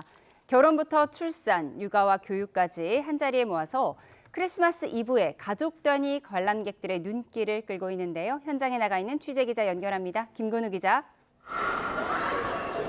네, 포항 만인당에 나와 있습니다. 네, 저출생과 지방 소멸을 극복하기 위한 박람회라고 하는데 분위기 어떻습니까?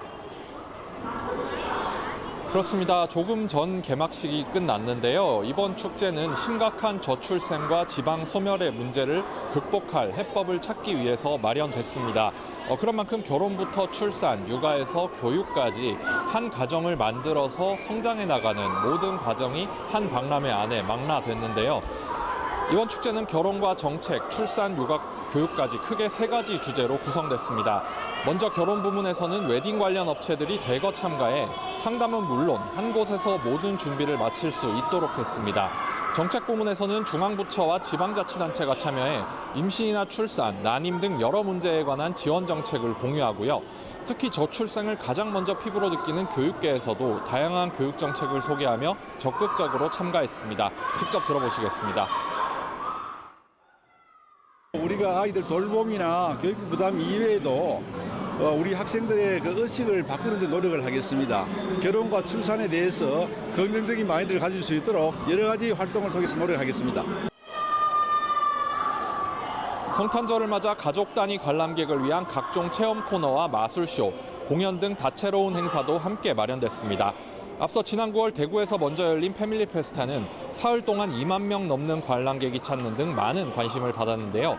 경북 포항에서 열린 2번째 축제에도 모두 60개 업체가 부스 100개를 마련했고 가족과 예비부부 등 15,000명이 사전 예약으로 참관을 신청했습니다. 행사는 성탄절인 내일까지 열리는데요. 온 가족이 즐길 수 있는 축제인 만큼 상당한 호응이 이어질 것으로 보입니다. 지금까지 포항 만인당에서 YTN 김근우입니다. 화요일 뉴스는 여기서 마치겠습니다. 즐거운 크리스마스 보내십시오. 고맙습니다.